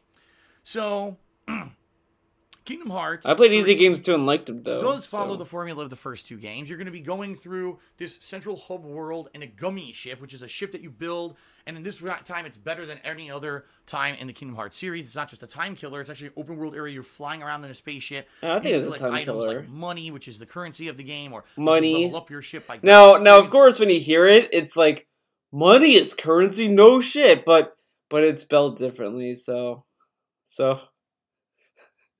there you go. Points for it and the like. And there's a whole big side content minigame thing just flying the gummy ship through the central hub of the game. But what you're going to do is be flying this around through different Disney worlds. Worlds like Monsters, Inc. or Hercules' Mount Olympus or Mount Olympus. Frozen, the world of Frozen. Frozen! Stuff like that. And each world is unique. And each world is different. In some of these worlds, Sora and the party, Donald and Goofy, who reprise their roles as Sora's kind of helpers or teammates as he goes on the adventures, they're going to be transforming. Sora's little helpers. You turn into monsters. You go to the toy store, you look like toys. That's really cool. At the same time, there's a real big amount of worlds. I mean, there's Tangled, Frozen. Olympus. I mean, I guess you could say Pirates, because Pirates of the Caribbean, technically, you're just a human in a pirate outfit. Big Hero 6, there's multiple worlds where you don't transform into anything. And it's kind of disappointing, because one of the big gimmicks of the original Kingdom Hearts games was you go to a unique Disney world, you transform into a character from that world, and you're almost never doing that in this game. It's like half the time you're actually not. The worlds also are very hit or miss in this game. So I think there's 8. Let me think about this. I'm going to try to go in order here. Hercules, Toy Story, Hercules. Tangled. I thought it was Olympus. What? Monsters Inc. Oh no, the movie. Frozen, Pirates of the Caribbean, Big Hero 6. 7 worlds? Did I miss one? Oh, I guess you could technically say the 100-Acre Wood with Winnie the Pooh is also the 8th world, even though it literally lasts 20 minutes. You could beat it super fast. Well, So yeah, I would want 8 worlds. And in each world, they're very different. Like, for example, you'll go into the Whoa, the worlds are different? Toy Story world. Whoa. Wow, the plot line is that the owner of the toys has vanished, and now the toys are wondering what's going on. So they go to the toy store, and you're fighting all kinds of fun toys that are... That's like half the story of that world, but whatever. By the Heartless, which are the longtime villains of this series. You'll be fighting giant robots, big dinosaurs. Okay, Phil, slow down. You don't need to rush. Dolls, fun stuff. Dolls. It's a really cool original world. Then you'll go to the Tangled world, and you're in a forest. You're fighting monkeys. Whoa, Tangled's in the forest? Dude, it's like in the movie where it's in the forest. In a forest, it doesn't even make sense because monkeys don't live in fucking forests; they live in jungles. Oh yeah, we're gonna talk about where monkeys live in a game where there's heartless monsters and big gigantic keys. The monkeys are unbelievable to live in a forest in this game. Okay. Keys and like it's uninspired and boring. And that's kind of the feeling I had as a fan of Disney, and not necessarily a fan of the plotline of Kingdom Hearts, but coming into this as a fan of Disney, having seen all the movies in the game, half the time you're bored. See, and there you go. That's why you play Kingdom Hearts 3. He's a normie. He's one of those people that only play Kingdom Hearts, not for the story, but just for the Disney stuff. Which is fine. That's fine if that's what you love about Kingdom Hearts. It's not bad. I guess I don't mean to dog on that, but... I mean, like, the game, there's more to the game than just Disney, and it's like, you go into the game, oh my god, I hate the non-Disney parts, I just want to play Disney stuff. It's like, yo, that's fine, but, to tears, okay? And half the time you're having fun. You know, I would say out of all... It's just, I don't think, if you're going in for one thing in that game, I don't really think you're gonna have a favorable review, or a fair review. Because you're just saying, well, I like the stuff that I liked in it, but the stuff that I didn't care about, well, fuck it, I didn't care about it, so the story sucks. And it's like, because you didn't care about it. That's why the story sucks, because you didn't care. Toy Story, I say Big Hero 6 is the best, because Big Hero 6 actually is like a big virtual city, almost like Spider-Man. You could scale these buildings, you could fly. Look at this. Look at this. So I said before, DSP got back from break. All of the mods left. Kekken doesn't really do anything in chat. He just has a tab open. John C. III is a joke. He shouldn't have been mod in the first place, TBH. And Yusuke is there. Yusuke, I don't know much about him. But look at that. Look at all these mods are in chat, dude. Look at the mods. Look at them. They come to every stream, dude. Swaggins always comes by to stream to make sure the stream chat's okay. Obviously. Prototype or Infamous, where you can fly around the city, look for hidden items, fight generic parties of enemies. You're doing fun stuff against bosses and stuff in the city. Bosses. And that's pretty cool. Toy Story, I already told you, is really cool. I would say Pirates of the Caribbean was much better than the Pirates in Kingdom Hearts 2 this time around. Actually has an open world map where you can sail a ship and do naval battles a la Assassin's Creed. Watered down easy naval battles. Praise so Allah. those are pretty good. But some of these worlds, Tangled, Frozen, oh my god. Monsters Inc. was the biggest disappointment for me because I really liked that franchise and that movie. All you do is wander around the corridors of a factory. You never do anything else. It's boring. Well, what is there to do in Monsters Inc.? I mean, yeah, there's Monsters U, but I mean... And And it's like, man, they really could have done a lot better. Why wasn't every stage unique and interesting like Big Hero 6 was? Instead, you get like 3 worlds that are really good and like because there's a lot of worlds in the game. I mean, they can't go too crazy.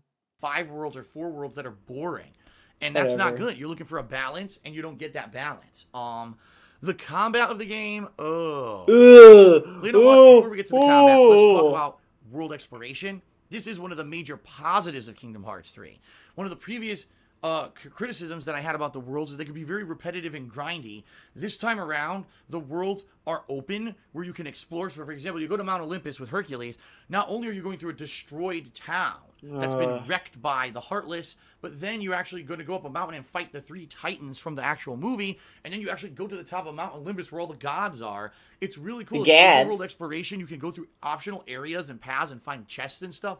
It's never really been like that before. It's been very linear, and so they actually did make it kind of interesting and better in that regard. I actually felt that the world design was better.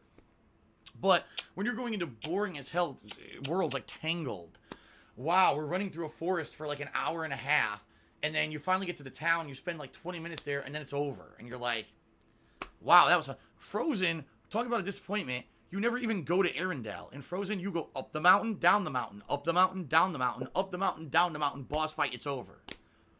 What the hell? So, even though the world design... Because they wanted the Let It Go song, dude. Other Kingdom Hearts games, the overall experience of most of the worlds is underwhelming, okay? Now let's talk about the combat.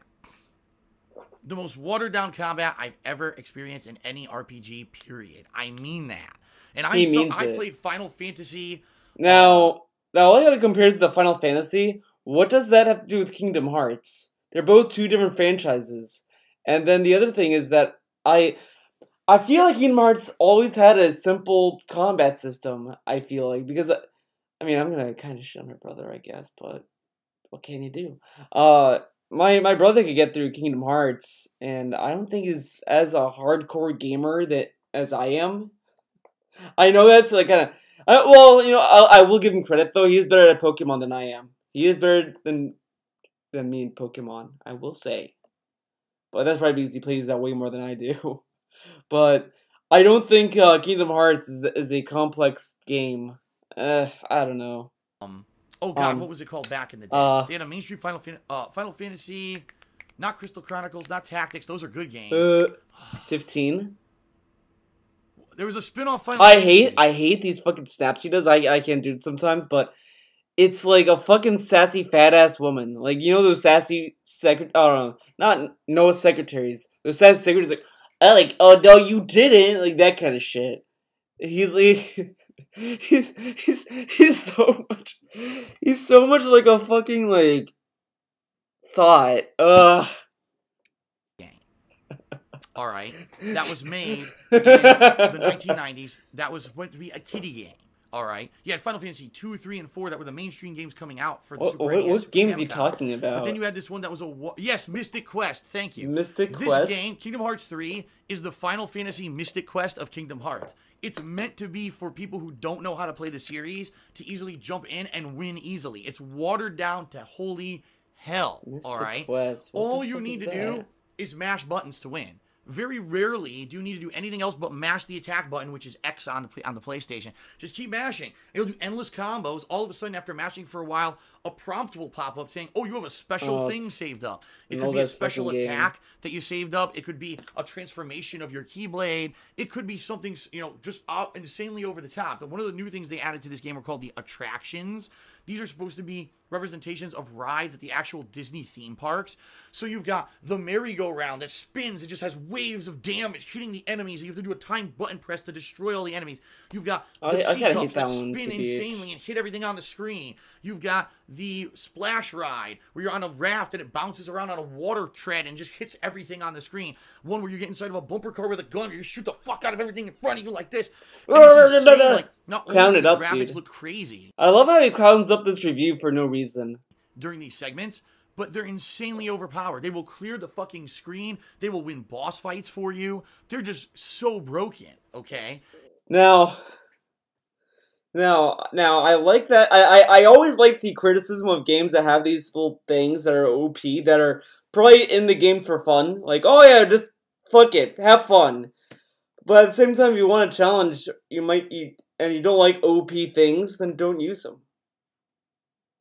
Like, yeah, it's in the game, but the game's not forcing you to use it. It's not like it does it automatically. And most people who've actually played this game are actually saying they wish those were in the game because they were so overpowered. But you also have team-up attacks with your team. So, Donald and Goofy will have team-up attacks that you do with them. And then also, like I said, the Keyblade transformation.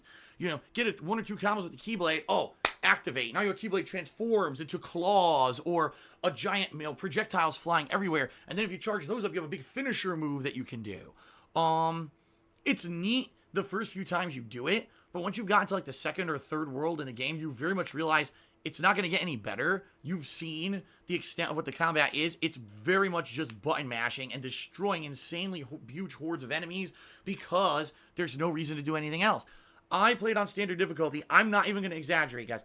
I never locked on actively to any enemy. The game auto-targets every enemy near you and everything gets obliterated within seconds. No, it's funny, is for some reason in my game, I guess I got the defective copy, I guess, but I've been trying to lock onto enemies, and for some reason, sometimes it locks onto enemies that are, like, farther away. Like, there was one, I'm in Toy Story right now, and I was, like, I just finished an enemy, so I'm sort of, like, kind of facing a wall for a second. I press L1, no, or is it R1? I think it's R1. I press R1 to lock on, and it goes on, like, that's all the way across the screen. When I look to my left, I see an enemy right there. Okay. I never blocked an attack, and I never parried or countered attack the entire game. I didn't have to. I could just mash the fucking button and beat everything.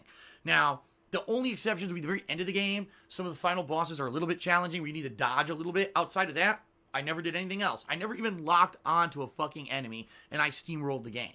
So if that doesn't explain how easy this game is compared to the previous Kingdom Hearts games, I don't know how else to explain it. And the thing that gets me is, why would they do that? Because I could understand. Why would they do that? It's almost like the game developers wanted people to have fun.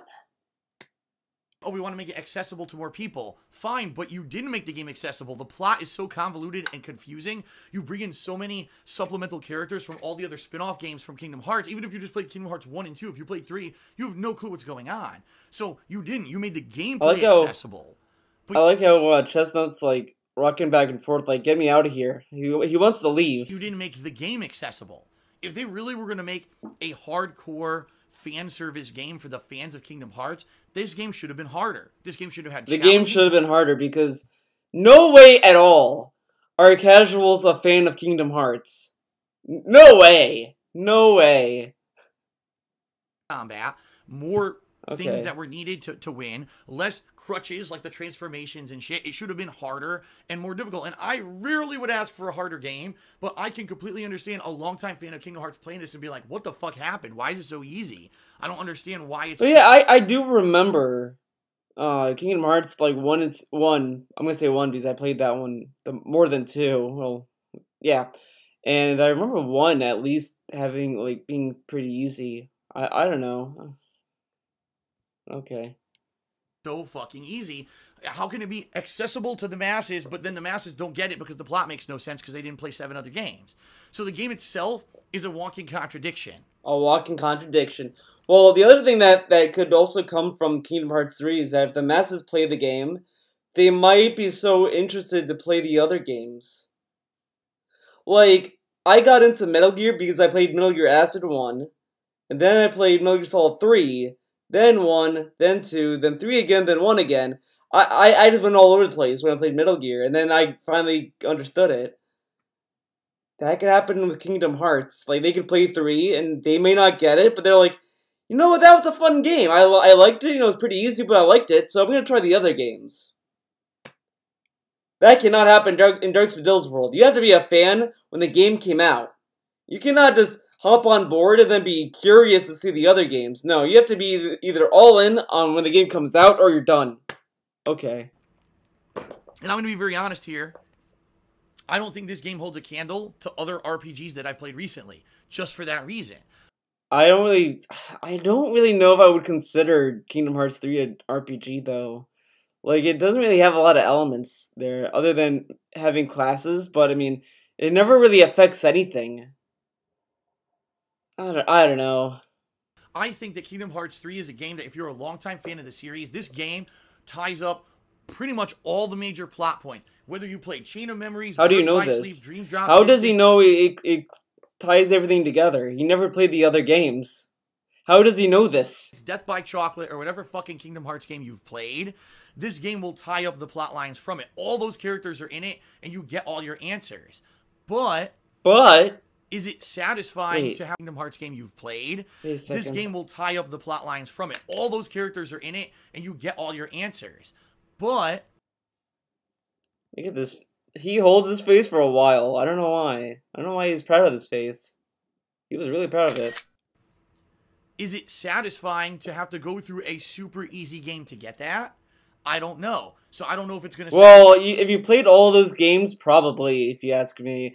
You know, if you played... Like, MGS4 is probably an easy Metal Gear game, honestly. I mean, there was only one part of it that I hated, and that was Act 3. That stalking part, fuck that part. That part should be patched out of the game. Fuck it. The only thing good in Act 3 was the cutscenes, and that was it. Everything else, get out of here. But that game was pretty easy. But I would still say it was kind of worth playing it. By the hardcore fans. For casuals, by mashing a button to just win the whole game, is that fun? Not really. How do you know? On top of that, it could be fun for casuals. Casuals like everything. I used to be a casual and I liked everything. You don't even understand the plot of the game. So Whatever. It seems to me this game doesn't really successfully satisfy the needs of whether the newcomer casuals or the hardcore fans at all. It seems to be an underwhelming disappointment for most people. Ultimately, the game's not bad, but I would say if you're a hardcore fan of Kingdom Hearts and you were looking for all of the plot points to be tied up, that's all you cared about, this game's like a 9 or a 10 out of 10. But if you were looking for... Oh, yeah, of course. People rate games just based on the story itself. On if it completes the story. Not the quality of the story. Just if it completes it. Okay. Well-balanced game with challenging combat that advanced the series. And I like how he thinks, like, fans... like, he thinks fans are so dumb that... Not dumb, but, like, so, like... it's a 9 out of 10! 10 out of 10! I love games. I'm a fan. He thinks fans are never critical of the thing they're a fan of. I mean, yeah, those kind of fans exist. But, I mean, it's just kind of... it's just dumb to just say it as a blanket statement like that. I don't know. Right direction gameplay-wise, and also your story resolution. You didn't get that at all. The game's probably like a 7. And then for someone who maybe outside of the franchise wants just a game that's fun to mash with but doesn't understand anything, the game's probably also like a 7 out of 10 because you need to understand the plot and you don't playing this game.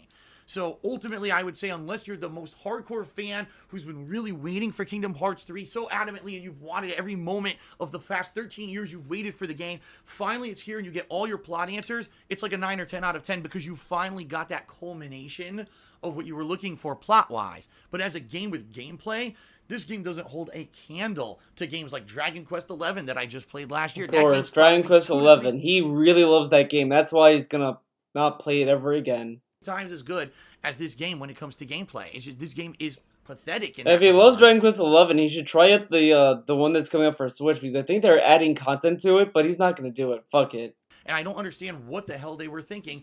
Who were they trying to target this for? It wasn't the casuals because they don't get the plot, and it wasn't the hardcore fans because the game's too easy for them. So you made a game that satisfies no one. No and that's one. why ultimately I think this game's about a 7 out of 10. And that's my honest opinion on it, being someone who is not a maybe if I were a hardcore fan, I was, oh, yes, finally, all the plot lines, finally, and I was going nuts. I love that he mocks the fans of the game, because that's great. During the climax of this game, I would have given it a 9 or 10 out of 10, but I can't sit here. Wait a second. If I were a hardcore fan, I was, oh, yes, finally, all the plot lines, finally, Did he watch a Kekken stream?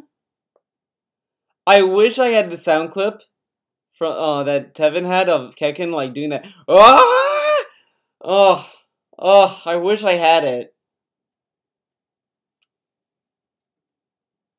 Hold on, let's see if I can find it. I'm gonna do some research, guys. This is for science. This is literally for science. Wait, no, not there. I don't know where to look. Fuck it. Fuck it. It's not. Wait a second. I am following him on Twitch. I'm getting this fucking sound clip, goddammit. I'm gonna find it. Don't worry. I'm gonna find it. Maybe no one clipped it. Really? Oh, wait. All time. Let's do all time. Wait. Oh, come on. Someone had to have clipped it. Oh, no. 2017. Wait. God damn it. No one clipped it.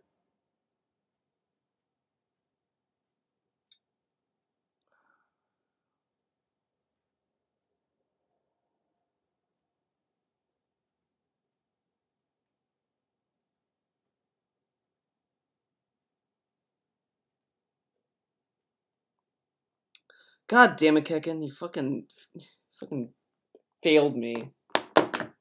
Never mind. But he obviously watched the Kekken stream, dude, because that's exactly how he reacted to a certain scene. He was like, ah, ah! Whatever it is. I was going nuts during the climax of this game. I would have given it a 9 or 10 out of 10. It's literally something Kekken would do. And tell you that this game is worth playing. And quite frankly, it's not. It's not. The one big shining awesome thing about this game were the graphics for me. The graphics. He kept talking about the graphics the whole fucking playthrough. The graphics, man. The graphics. Oh my god, the graphics, dude. Like, jeez. Hybrid between 30 to 60 frames per second, and they were really nice. The Disney characters were represented really nice in full 3D. A lot of the times you're playing the game, you're like, this looks like the movie. It looks like I'm actually watching the fucking movie because the detail of the graphics was so good. Outside of that, I didn't have fun with the combat, and the plot was confusing. So for me, it's a 7 out of 10. Maybe for you guys, it's something better. But for me, that's my honest opinion, and that's my review. All right. Thank you guys for watching. A 7 out of 10. Appreciate it, and see you later. He would not recommend it, but it's a 7 out of 10. A score that's, like, pretty good. Oh, okay. Okay, Darksfidel. Whatever you say. What is this? Excuse me. Mike dies, but he carries on anyway. Okay, there's really nothing there. What? Alexandria Ocasio-Cortez gets humiliated in Kong. What a great thumbnail. What is this? True liberty! Dun dun dun! I'm gonna be the bad guy. Ideally to Flynn. Oh, I want to run. No. Okay. That is entirely funded by corporate political action committees. Is there anything that legally prevents me from doing that? No. Okay. So there's nothing stopping me from being entirely funded by corporate PACs, say from the fossil fuel industry, the healthcare industry, big pharma, the United States to be one, I would assume. That's right. Thank you very much. So where did she get owned? I would say there are a couple things, for example, that would not be. She answers, is there anything that you know, could apply here? There are certain things that could not apply here. For example, the whole point of the article that she held up that I wrote was that you cannot use your campaign funds to make those kinds of payments. That would be illegal personal use. Campaign funds are not dark money. They are totally disclosed, so they are not dark money. It's worth noting, by the way, that earlier it was mentioned 4% of us that. Oh, okay. So, talking about that, okay. Well, it is what it is. I saw a thumbnail of Snake that I agreed with. I feel the same way. Trump won. PragerU. What's PragerU doing? It's hard. What's he up to? What are you up to, PragerU? What shenanigans are you doing? What made George Washington great? Well, he was our president, dude. He was amazing, dude. Do Americans know their president? Okay. I guess that's That's boring. What about Lily? We have to check our Lily orchard here. Let's see if anything cool happens. Animation is not something I like to. Whoa. Oh yeah, she doesn't like redemption arcs for characters. The Old Republic. Lana, you useless lesbian. Oh.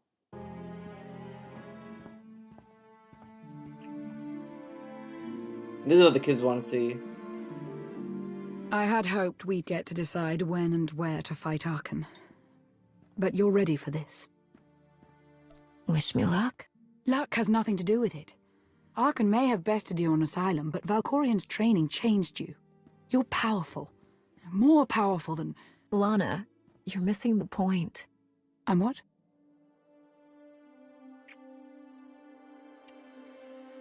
Oh. I see. When you're done blushing, okay. We've got an emperor to kill. Don't look so pleased with yourself. What a great scene! That scene, best scene. We're gonna kill the emperor. Let's make out first. We gotta make out first before we kill the emperor. What the fuck? Call it personality. Holy shit! What the fuck? Oh, this is an old one. 2015 Lily. Oh shit. Dun dun dun dun. Everyone loves this song as well. This is what everyone comes for. This is why she gets so much views. 75,000, dude. There's been an ever-present bugbear within the YouTube community that... Oh god. I thought my audio quality was bad. Is the sole arbiter of one's success or failure lives in any meaningful way. Now, this is not a bad thing. Any media personality will tell you that a predictable audience makes for a successful business, and for people who lack the skills to succeed in television or film, YouTube provides them a place to thrive on the skills they do have. However, there's always those people, and you know who you are. Those people who love to tout the idea that people should listen to those who make good points rather than people who entertain their audience. Now, anybody can tell you why that's a dumbass thing to say, but what? It's dumb to listen to people who... Wait. Predictable audience, you know who you are. Those people who love to tout the idea that people should listen to those who make good points rather than people who entertain their audience. Depends on the channel, Lily. Depends on the channel. Now, anybody can tell you why that's a dumbass thing to say, but in case you happen to have been born literally yesterday, allow me to enlighten you. The majority of people who watch YouTube good points rather than people who entertain their audience. Now, anybody can tell you why that's a dumbass thing to say, but in case you happen to have been born literally yesterday, allow me to... I did not expect that in my video. I am terribly sorry. I'm terribly sorry. This video is canceled. No. No, I'm not. I'm not. I can't do it. What can we, how can we cleanse our palate with that, from that? How can we come back from that? Shit. How can we come back from that?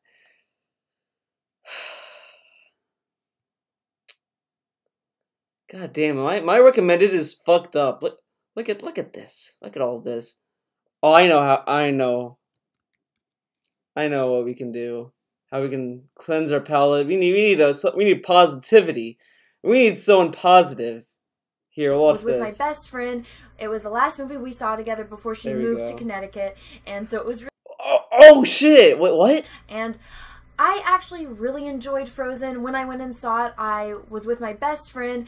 It was the last movie we saw together before she moved to Connecticut. And Damn. So it was really special. We had a great time watching it. Holy shit, she moved to Connecticut? I was completely Damn. shocked by the whole plot twist at the end. I was really rooting for him. I was like, damn it, Hans! I was rooting for you! And you just were like, oh, unlike every other Disney movie where it's like, I'm just gonna... That dog looks like he wants to get down. Poor dog. He's like, can I go down? Can I do my dog things? I have dog things to do. Put her to sleep. I'm just gonna poison her and she's gonna sleep. The He's dog like, no, I'm is gonna not cut having his fun. head off. That's Hans. So yeah, I'm excited. I'm excited to see the trailer. I had a lot of fun. I know people don't like that movie very much, but I loved it. I was like, let it freaking go, Elsa. Let it go. And let it go. I almost named Tulip Elsa because look, she's a little snowball. But I decided on tulip because tulips are my favorite flower, and every time I see a tulip, it makes me happy, and that's how I feel about my little baby. Every time I see you, I'm happy, Tulip. Alright, so Tulip's gonna watch this with me, so I'm really excited, so let's get this going. Alright, I got the trailer pulled up, so boy. let's give this Oh, shit, I'm blocking the trailer. Ready, Tulip? Are you ready? Well, you know what? This could be a reaction of her to me. She's gonna... Yeah, she's gonna react to me. Damn, I hope she's entertained by the Greek. Play this. Okay. I'm already moving. Right, let's see. That Star Wars girl. I'm gonna see Elsa. Oh, okay. Okay, she's on the ocean. She's on the ocean. Turning on the PC. That's so beautiful. What you doing, girl? Oh my god, is she gonna waterbend? Or is she gonna freeze it? Hey, she's not from Elsa, Avatar. What are you doing? She gonna go swimming? Ooh, ponytail Elsa. Alright. All oh my right. gosh. Is she gonna go Oh like shit. What's happening? Oh fuck. Oh, that's awesome. Hell yeah, I'm awesome. Yeah. She's liking the Greek so far. No. Enjoying the content. Come on, Elsa, you can do it. I'm getting hungry. What is she doing? Like, what's her goal here? Does she want to go surfing? I don't know why you would want to go swimming. I think Elsa wants to train. I think she's training, dude. What is her goal? She wants to walk across the ocean? Come on, Elsa. What's going on? This is some DSP tier commentary. What's going on here? Ponytail Elsa. She's walking on the water? What the point is? What's the point? I don't know what's going on. Okay. Wolves! Oh no, they're not wolves. Wolves, no, it's elk, dude. For a second. Huh. Oh, that looks pretty. Oh, pretty, dude. Whoa. There's the song to it. Oh, she's doing the dance, something the Mayo would do. So almost like the mini Mayo. Huh. I wonder how close after the first one. Okay, now that reminds me of Pocahontas. Okay. Reminds me of Pocahontas. Think Pocahontas line of movies. Oh shit. Go visit Merida? What's going on? Oh shit, she got a sword. I hope she complains about that. She better say it's fucking narrative bullshit from Disney. Fucking Disney making the women tough fucking stupid. Oh, you know, we need stronger men, okay? Enough Disney. Oh shit. Oh shit. Why did Are they like gonna go visit Merida? What's going on? No, I said this when I streamed, and I showed a little bit of her content.